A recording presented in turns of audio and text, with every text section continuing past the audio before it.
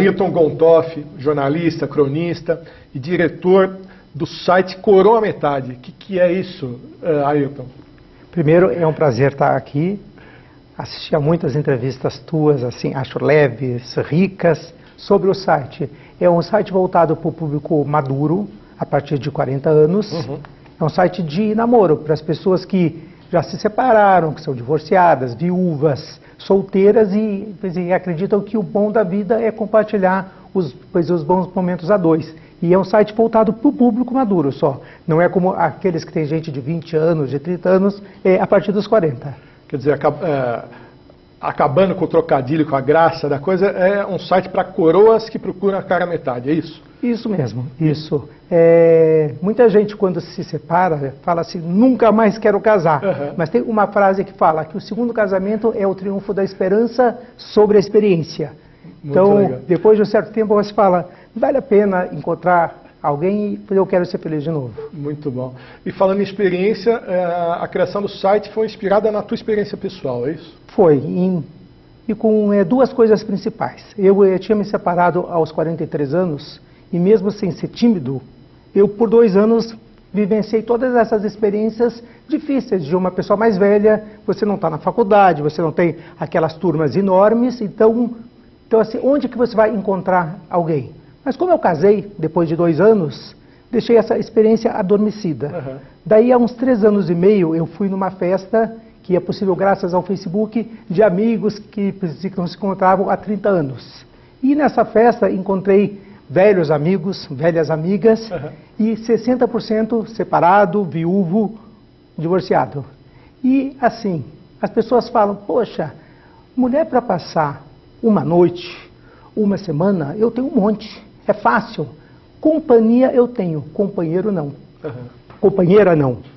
E as moças mais ainda, poxa, eu faço academia, os homens me cantam, eu vou em cruzeiro, homem para passar um dia, uma semana, tem um monte. Mas alguém sério, com uma mulher que tenha 2 filhos, é tão complicado. Companhia eu tenho, companheiro não. Daí eu voltei para casa. Quero criar algo, eu vou fazer um site. Mas eu preciso de um nome, eu preciso de um gancho, eu preciso de um gancho, eu preciso de um nome bom. E eu gosto de criar nomes, né? Daí, às 3 da manhã em ponto, acordei minha esposa e falei, já sei, é o Coroa à Metade. Daí tem uma coisa muito interessante. Ao mesmo tempo que eu senti, tenho um nome muito forte, eu tive medo deste trocadilho. Será que é um tiro no pé? Chamar as pessoas de coroa, daí é uma coisa feia, mas eu vou contar aqui na frente de todo mundo. Eu chantageei os meus amigos por um bom tempo. Falava, vai ter um churrasco em casa domingo, mas tem um preço. Vamos para um parque para pesquisar a marca. Daí eu nunca falava que era um site, que eu tinha medo de ser roubado, que alguém usasse essa ideia, mas eu perguntava, você assinaria o Jornal dos Coroas? Você viajaria no Cruzeiro dos Coroas? E 84% das pessoas ou adoraram o termo ou acharam o mal necessário para afastar as pessoas jovens demais. E senti que tinha um site fascinante nas mãos. E como que é? Quem que é o público que acessa? O que você tem do perfil dessas pessoas que estão cadastradas, né, no site Coroa à Metade? É um perfil muito variado. Eu estou aprendendo enquanto faço o site, eu aprendo todos os dias. Mas assim, são pessoas a partir de 40 anos, eu tenho hoje uns 40% de pessoas de 40 a 49 anos, uns 40% de 50 a 59 anos e 20% acima de 60 anos. Tem mais mulheres, tem hoje mais ou menos 56% de mulheres e 44% de homens. Porque a mulher é uma outra coisa que eu aprendi assim, é muito mais autêntica. A mulher é mais sincera, é mais transparente. A mulher entra no site, por exemplo, hoje nós estamos aqui. Daí vão entrar mais ou menos o mesmo nome de homem, o mesmo número de homens e o mesmo número de mulheres. Mas 2 dias depois tem mais um monte de mulheres, porque uma conta para outra, entrei num site bacana, tem homens legais, o site é sério. Ela conta para todas as amigas. Você está chamando a mulher de fofoqueira, é não, isso? Ela é transparente, é autêntica. E o homem não conta porque tem medo que o amigo diga, O que você é? Você é, desculpa o termo, você é um bundão? Você não sabe de chegar um numa site mulher, pra- você precisa de um site? Daí, o amigo que falou isso entra de noite no site, mas ele não conta.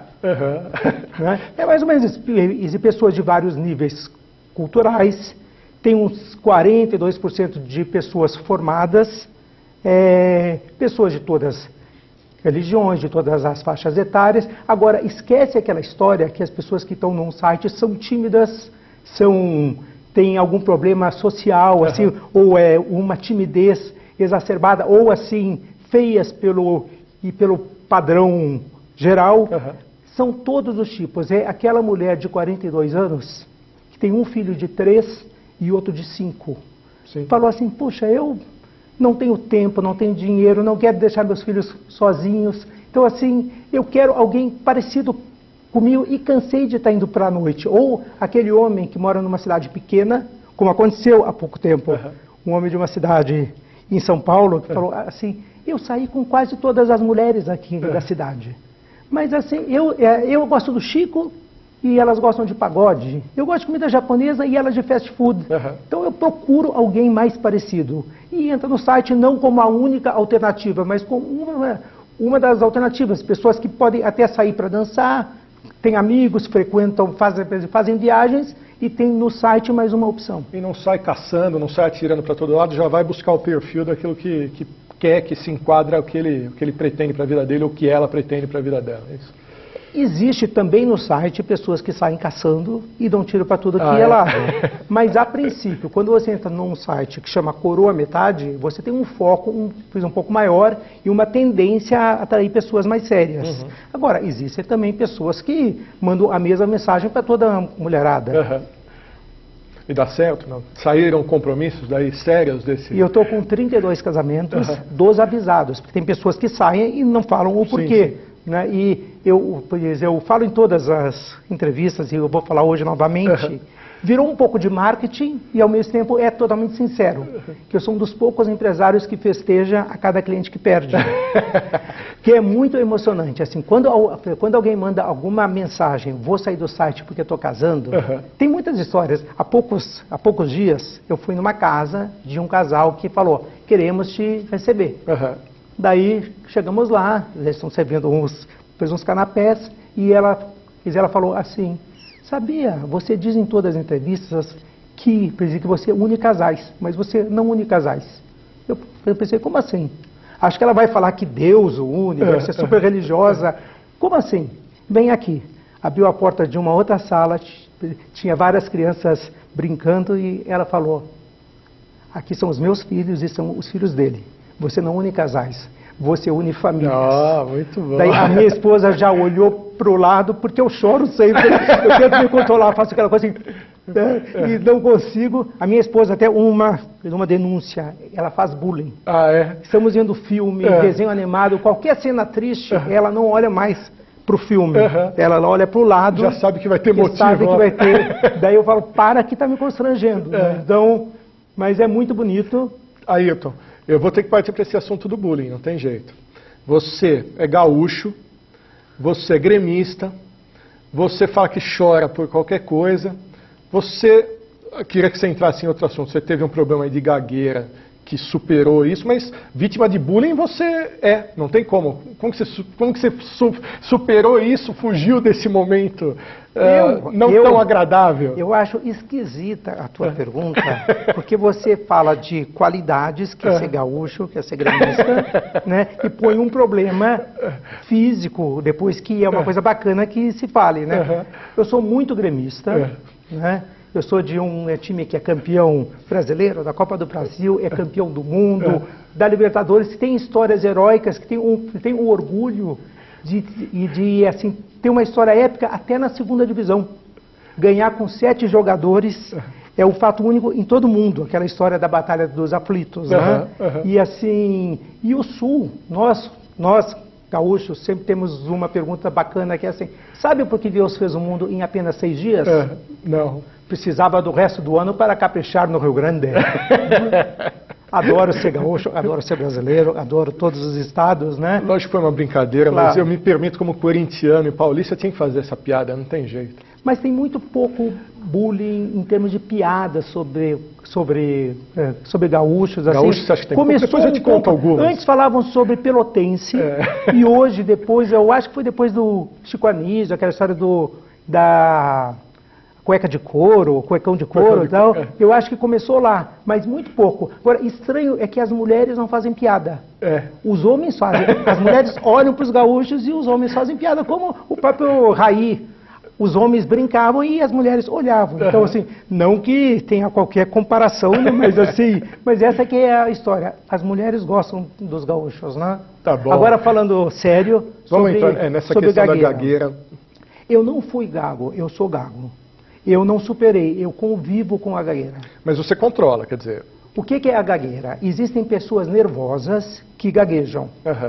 E existem pessoas que têm o problema neurológico, que é a gagueira. E a gagueira, ela causa muitos problemas pela falta, principalmente, de compreensão dos professores. Você está calmo dentro de uma escola e o professor fala, fica calmo, calma, fala devagar, calma. Você está calmo e você fica nervoso e ganha a outra gagueira. Todo gago neurológico, obrigatoriamente, ganha também essa outra gagueira das pessoas tensas que gaguejam por medo, constrangimento. E da ansiedade por não gaguejar. Ou, por exemplo... Te falo assim, você tem que enfrentar o seu problema e você tem que ler. Por quê? Você pode não querer ler. Então, por exemplo, vários trabalhos, em todo o período escolar, eu não apresentava os trabalhos em grupo. Não por medo, nunca tive medo de estar falando. Porque eu sentia que todo o meu potencial estava no fazer o texto, estava na produção até da parte musical, então eu elaborava o conteúdo, mas não apresentava, e tirava 0. Por sorte, eu tive alguns médicos que ajudaram muito, dizendo assim, você pode dizer que você não quer falar, e você vai escrever. Você gosta de escrever? Você é bom nisso? Então vai mandar uma carta para o professor, uma carta para a diretora, uma carta para o jornal do colégio, até aprender, até convencê-los de que você tem este direito. Quando eu gostava de uma moça, é uma outra história, e nervoso, eu gaguejava mais ainda, eu colocava alguma cartinha dizendo, gosto de ti e quero namorar. Ganhava na criatividade e na escrita, isso. Na escrita. Então hoje, eu sempre fico orgulhoso quando eu estou em algum lugar para falar sobre gagueira, porque eu me tornei jornalista também pelo fato de ser gago. E hoje eu convivo como? Por exemplo, eu faço exercícios matinais, toda manhã eu passo a língua em torno da boca, mais ou menos assim. É um pouco feio, mas ó. Por quê? Da mesma forma que uma pessoa que tem um problema de coluna fortalece o abdômen, eu fortaleço essa área, para quando vem o impulso da gagueira, eu controlo. O tempo todo eu mudo palavras. Eu vou falar assim... Eu torço pelo Grêmio. Se eu sinto que eu vou falar Grêmio, eu falo assim, eu torço pelo grande Grêmio Futebol Porto-Alegrense. Vou falar assim, o Timão é um time que eu tenho muita simpatia. Se eu sinto que eu vou falar eu falo assim, o clube que meus amigos são apaixonados, a grande maioria dos meus amigos, é o Corinthians. Estou o tempo todo mudando palavras para driblar a gagueira. Por que eu falei que eu sou gago? Porque assim, é mais um conceito. Sim, se hoje Deus falasse assim, você quer que eu tire de ti qualquer resquício dessa gagueira, eu falaria assim, claro. Mas se ele falasse, mas o preço é apagar da tua memória e do teu coração, eu falaria não. Porque todo o meu modo de ver o mundo, de ver as pessoas, de estar me aproximando ou me afastando de alguém, da pessoa que fez o bullying, da pessoa que não fez o bullying, da pessoa que é sensível ou da pessoa que é intolerante, veio também pelo fato de ser gago. Então, eu sou gago na minha essência, né? E também como exercício de criatividade e até te aprimorar na escrita também teve esse papel, né? Em tudo. O meu primeiro beijo, eu não tomei a iniciativa. Foi uma menina que se aproximou e eu perguntei depois de um tempo assim, por que tu tomou a iniciativa, né? Daí ela falou, é que como você gaguejava perto de mim, eu achava que tu fosse apaixonado e tinha medo, tinha um certo constrangimento. Então eu me aproximei e acabei me apaixonando depois. Um bom conselho para meninos gagos aí é deixa a menina tomar iniciativa. Deixa ela tomar iniciativa. Falar um pouquinho da tua carreira de jornalista. Você passou aí por Folha de São Paulo, Folha da Tarde, Jornal da Tarde. Queria que você falasse, entre outros, né, e editor da Revista Hebraica, da Viagem Bem. Como que foi essa tua jornada pelo jornalismo? Eu comecei muito cedo. Eu fui office boy de várias redações. Depois eu colaborei com vários jornais de sindicatos, de clubes. Fiz a faculdade e saí do país logo depois de formado. Passei 3 anos com uma mochila nas costas, trabalhando de garçom, faxineiro, maleiro. E quando voltei, entrei na Folha, fiquei lá no Caderno Mundo, mas muito pouco tempo. Uhum. Depois eu fui para a Folha da Tarde, que é o atual agora. Editei um caderno que era novo, chamado de Ação e Aventura, que era de esportes radicais. Não tenho certeza, mas eu acredito que foi o primeiro caderno que teve isso em todo o país. Eu tinha passado esses anos fora e tinha visto Azabel, tal, uma série de coisas, sim. E acharam que eu era não apenas editor, mas praticante. E eu fui o editor medroso, porque eu tinha que fazer, era editor, repórter, redator, quase tudo. Era um caderno muito pequeno. E eu morria de medo, mas bravamente eu fui por quase 2 anos. Né? Depois eu fui para o JT, depois acabei montando uma empresa de jornalismo, chama Gontoff Comunicação. Que você mantém até hoje, eu sou assessor de imprensa de vários artistas, restaurantes, entidades médicas, e paralelamente hoje eu faço matérias de turismo para 15 jornais. Legal. Adoro ser jornalista, mas fico muito triste com a atual crise da nossa profissão. Como que você vê isso? Quer dizer, grandes jornais com dificuldade, o Jornal da Tarde que você passou, fechou, você tem uma crônica, inclusive, sobre isso. Quer dizer, um Jornal da Tarde que foi escola aí de vários jornalistas e um símbolo, um modelo aí de criatividade no jornalismo, acabou fechando por problemas econômicos, pela crise. Como que você vê isso e como enfrentar, até a gente está falando aí com jovens estudantes de jornalismo e gente que quer entrar na área e tem medo mesmo, porque o mercado está cada vez mais restrito. Como que você vê isso? Eu acho que são vários aspectos e eu não me julgo capacitado para estar analisando de uma maneira ampla, porque eu tenho poucos elementos de estar dentro de uma redação hoje. Uhum. Mas assim, sobre o JT, além do fechamento deste jornal, que foi um ícone, que foi uma referência para todo mundo que amava o bom texto, você vê que ele morreu antes de ter terminado. Sim. Porque assim, era um grande jornal, com textos maravilhosos, daí para competir com este mundo moderno de falta de tempo, falam assim, não escreva porque as pessoas não gostam de ler. Então você tira os grandes textos, você tira os articulistas, tira os grandes repórteres. Tinha um grande repórter, Marcos Faerman, inesquecível. Sim. Melhor texto que eu conheci dentro do jornalismo. Você tira e chama o Marcão, enquanto estava lá, de dinossauro do jornalismo, porque gostava de pesquisar, entrevistar, escrever, fazer textos não longos, fazer textos preciosos. E quando você tira tudo e depois morre, não tinha quem chorasse pela tua morte, porque você já morreu antes. Eu não estou dizendo que se ele não tivesse feito todas essas mudanças, ele não teria quebrado também. Eu não tenho essa certeza, mas pelo menos morreria com honra, tendo uma identidade. Mas morreu um jornal que não tinha a menor representatividade. Virou quase um Twitter impresso, né? Porque era aquilo, textos telegráficos, né? Resumo do Estadão. Uhum. E hoje a crise maior é a da falta de conteúdo. Tem vários motivos, achatamento salarial, mas assim, o nível cultural das pessoas é muito baixo e a falta de vontade de pesquisar também. Vou contar uma cena que parece piada, mas não é. Divulguei um show, a Bibi Ferreira cantando Piaf. Uhum. É um espetáculo maravilhoso que ainda pode ser visto. Né? Daí uma pauteira de televisão, só não vou falar quem, né? Me telefona, Gontoff, as duas vão cantar juntas? Ah, é. A vontade foi falar, vão e a Dines Fátia que vai apresentar. Não falei, porque eu sou assessor de imprensa, não posso brigar e até pedir desculpas. Desculpa, foi um erro do meu quer dizer, do meu release, E eu tinha que ter colocado, né, a data de nascimento e morte da Edith Piaf. Mas isso é muito comum, as pessoas não pesquisam, as pessoas não buscam, você não sabe tudo, mas procura. Por exemplo, eu faço muitas matérias na área de turismo, muitas, eu escrevo, como eu falei, para vários lugares. Sim. Não sei se eu faço um texto melhor ou pior, mas faço um texto meu.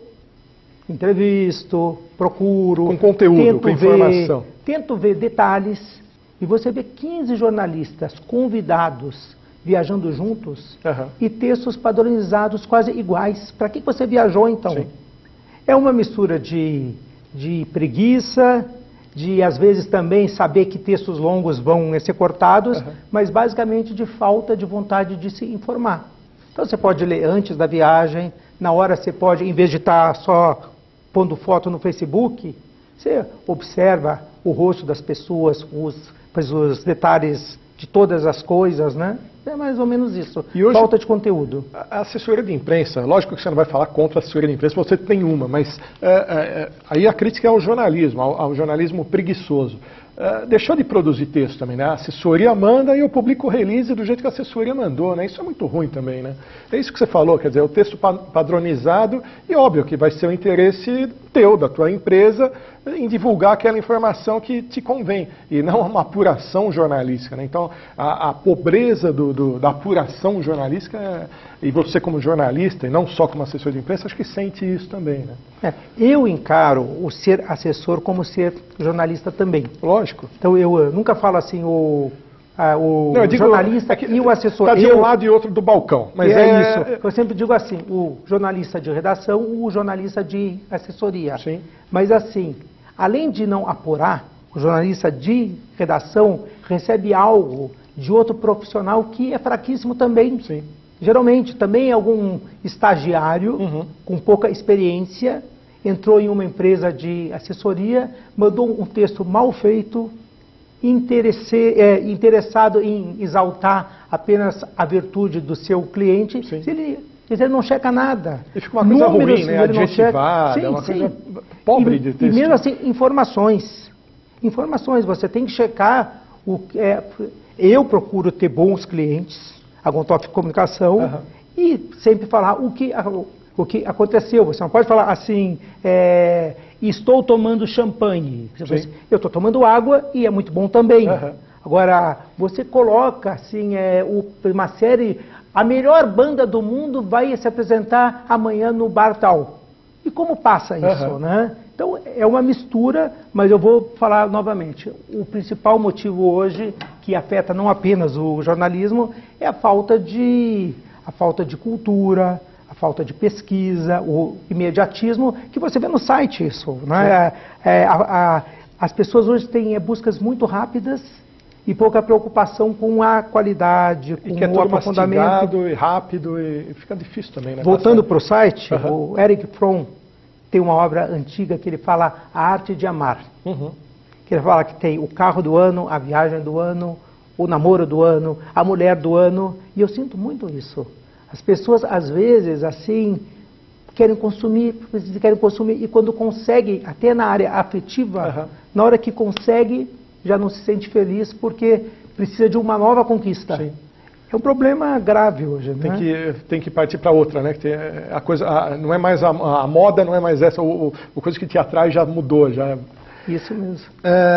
Bom, você nas suas crônicas tem vários, além de falar de viagem, além de atender teus clientes da assessoria, você faz aí crônicas de assuntos que chamam a atenção dos leitores. Quer dizer, um deles que me chamou a atenção foi da longevidade das pessoas e da brevidade dos nossos pets, dos nossos animais de estimação. Queria que você falasse isso também, demonstra que você tem um sentimento grande por animais de estimação e teve uma série de compartilhamentos, porque eu acho que esse é um dos assuntos que mais chama a atenção nas redes hoje, né, de animais. Essa crônica eu fiz pelo Estadão.com, foram 26 mil compartilhamentos. E tem uma história, eu vou mudar um pouco, vou falar sobre humor. O Veríssimo fez uma crônica que ele explica o que é um humorista. E daí ele diz assim, repare em um velório. sempre tem alguém falando animadamente. Este não é o humorista. Repare bem, tem alguém cochichando algo próximo, quase no ouvido dele. Este que está cochichando também não é o humorista. O humorista é o que observa a cena. Não é necessariamente engraçado, Sim. É uma pessoa que está pensando nessa situação. Quando eu faço crônicas, eu também tento ter algum distanciamento. Mas essa crônica foi muito visceral. Eu tinha uma cachorra chamada Laila, que eu e a minha mulher éramos assim apaixonadíssimos, e ela de repente morreu. E eu fiz uma crônica que eu nem quis revisar. Uma nova leitura que você tira o porém e põe o contudo, tira o contudo e bota o entretanto, tira o entretanto e coloca fez um mas. Mandei como eu senti. Sim, a emoção estava lá. A emoção, né? Eu sou apaixonado, tive cachorros a vida toda, né? E assim, foi uma perda grande. Agora é claro que vem essa alegria posterior de ver que tanta gente compartilha quando você fala sobre sentimentos. Um texto imenso, um texto que eu me expus assim de uma maneira super transparente, e você sente que tem espaço sim, e que os editores estão errados. Até numa internet você consegue fazer um texto longo demais e ter 26 mil compartilhamentos. Porque tem aquela história, você escrever um texto longo, com conteúdo, com emoção, que a pessoa se identifique, a pessoa vai ler até o fim. Se escrever um texto curto, que não diz nada, que ninguém se identifica, vai ser ruim do mesmo jeito. Eu tinha uma página que eu até gostaria que todo mundo lesse, você, telespectador, que eu parei por falta de tempo, por causa do site, por causa do Coroa Metade, que ocupa um tempo muito intenso. Coroa assim, dá trabalho, é isso? Muito trabalho. Porque você tem que falar com todo mundo, as pessoas escrevem, contam histórias, têm dúvidas técnicas, mas eu sou apaixonado. Mas eu tive uma página há 2 anos dentro do Facebook, chamada Umazinha Só, mas todos os dias. Uma coisa de coroa também, né? E todo dia eu fazia alguma tirada minha, nunca peguei nada dos outros, nunca do Facebook, tinha poucos seguidores, raros seguidores, mas era uma alegria quando assim, às 11h40 da noite, você está sentado, quebrando a cabeça para conseguir, e via alguma mensagem, posta logo porque eu tenho que dormir. Olha, para mim, que tinha 5 ou 6 seguidores, quando alguém falava isso, era uma alegria tão grande de imaginar que tem alguém que te acompanha, né? E acho que tem alguns posts que são comuns, porque todo dia eu tinha que fazer. Agora, alguns ficaram realmente muito bons, modéstia à parte. Quantos seguidores tem, quantos cadastrados tem hoje no Coroa Metade? O site está com 90 mil pessoas. 90 mil. Com 32 casamentos, com centenas de namoros. Agora estou nessa semana, eu não sei quando que essa matéria vai ao ar, mas eu vou agora na quarta-feira para Limeira para conhecer um casal que se conheceu dentro do site, e vou para Piracicaba para conhecer outro casal. E já estou preparado a dizer, eu não vou chorar, mas vou acabar chorando. Se chorar, você posta o vídeo depois, porque a gente divulga aqui também. Não, é muito bacana, assim. Brincar essa história do vídeo, tem um vídeo famoso teu na internet, que é você lendo uma coluna do Milton Neves, a gente vai botar o vídeo agora no encerramento da entrevista, você lendo uma coluna do Milton Neves no Mar Morto, é isso? O Milton sempre fala sobre o site, fala sobre mim, inventa que eu sou colorado, que não é uma ofensa, porque eu tenho muitos amigos que torcem pelo arquirrival, mas é uma inverdade que ele gosta de fazer, sempre faz. Daí eu estava lá no Mar Morto lendo um jornal israelense, daí eu brinco, faço um monte de merchan. Vocês vão acompanhar, né? Ele gostou. Eu não entendi essa história do merchan com Milton Neves, não entendi. É uma coisa super rara, né? Uma coisa incomum. E ele gostou e postou dentro da página dele, né? Fiz assim, eu sempre gostei desse lado de humor, porque a vida é tão difícil, né? Você tem que buscar o tempo todo resgatar o lado bom. Eu acho muito ruim quando você encontra algum colega que você diz assim, como estão as coisas? Ele durante anos falava assim, você tem uma assessoria de imprensa, você que é feliz, eu estou aqui na redação, que chato. Daí você encontra 3 anos depois, e como tá? Larguei fiz o Estadão, montei minha assessoria, que falta, eu sinto da redação, ter que cuidar de funcionário. Daí, você está casado e a pessoa está solteira, e fala assim, você que é feliz, eu tenho várias mulheres, mas estou sempre sozinho, você tem uma companheira, daí você vai no casamento dele, festeja, dança junto, encontra 2 anos depois, e que saudade eu tenho da minha liberdade. Pô, ninguém tem uma vida perfeita, claro que todos nós temos hoje uma vida tensa, mas a gente tem que buscar resgatar a felicidade, o bom humor, né? Então eu sempre tento ter esse lado gostoso da vida. Teu segredo é esse, desde o Colorimetade até o trabalho de assessoria, de jornalismo, é a busca da felicidade, é isso? Eu acho que a busca da felicidade é parte, mas também um pouco de sabedoria que eu espero ter, de saber que a vida não é feita só de bons momentos, que é outro problema do mundo contemporâneo, a falta de saber lidar com as adversidades.